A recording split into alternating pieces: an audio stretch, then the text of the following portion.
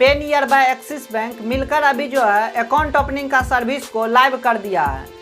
अगर आप भी पेनियर बाय से एक्सिस बैंक का अकाउंट ओपनिंग करते हैं तो आप भी संभल जाइए, वरना आपको भी कानून का चक्कर लगाना पड़ सकता है, आपके ऊपर एफआईआर हो सकती है। ऐसा मैं क्यों बता रहा हूँ, तो इस वीडियो को आप पूरा अंत तक जरूर देखिए। उनके बाद अगर ये वीडियो डिस्ट्रीब्यूटर या सुपर डिस्ट्रीब्यूटर देख रहे हैं, आप जो है अपने सीएसपी संचालक को, बीसी को जो है बैंकिंग का पूरा नॉलेज दे, ताकि उनके ऊपर जो है कभी कोई परेशानी नहीं आए।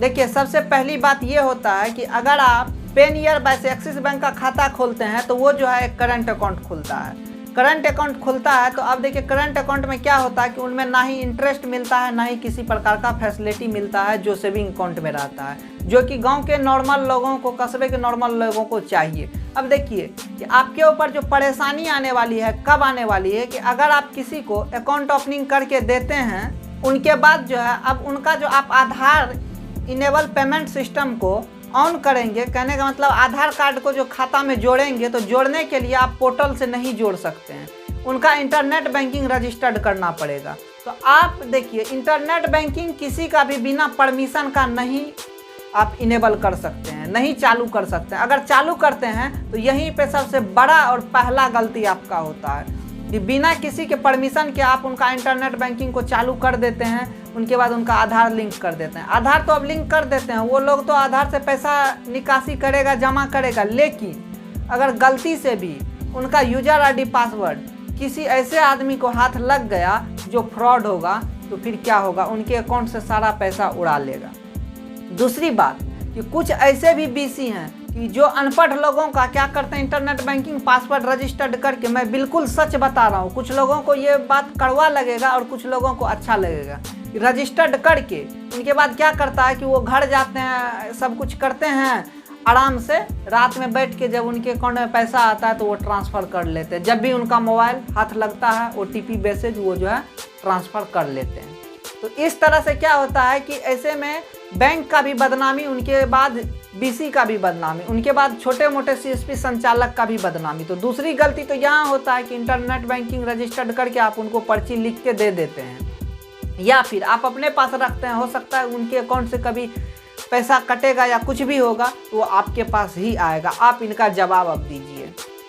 उनके बाद देखिए होता क्या है कि करंट अकाउंट में कि ये टीडीएस फ्री अकाउंट होता है, इसमें आप केवल पढ़े लिखे लोगों का खाता खोलिए, ताकि ये होगा कि वो इंटरनेट बैंकिंग के बारे में भी जानता होगा। उनके बाद एईपीएस यानी आधार से पैसा निकालने के लिए भी जानता होगा, तो वहाँ इनेबल करेगा, ज़रूरत पड़ेगा तो वो अपना डिसेबल भी कर सकता है।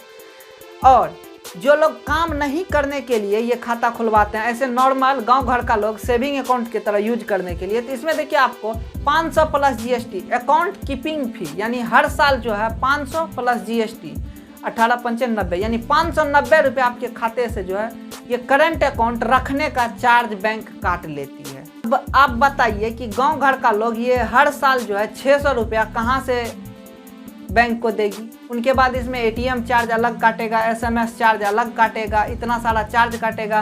पैसा रखेगा तो उनका कोई इंटरेस्ट नहीं देगा।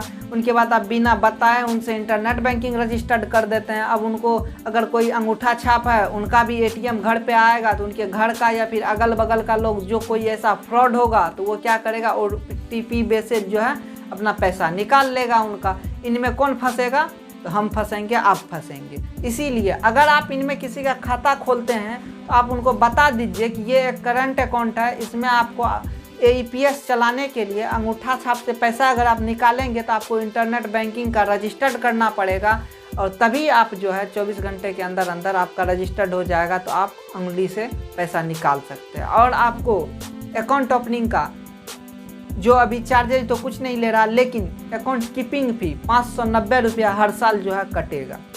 तो मूर्ख लोगों को आप ये बताएंगे तो वो नहीं खुलवाएगा, उनको करंट अकाउंट का ज़रूरत भी क्या है।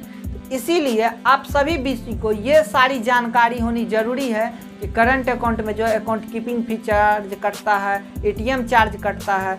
उनके बाद जो है इनमें इंटरनेट बैंकिंग रजिस्टर्ड करेंगे तो पैसा का फ्रॉड हो सकता है।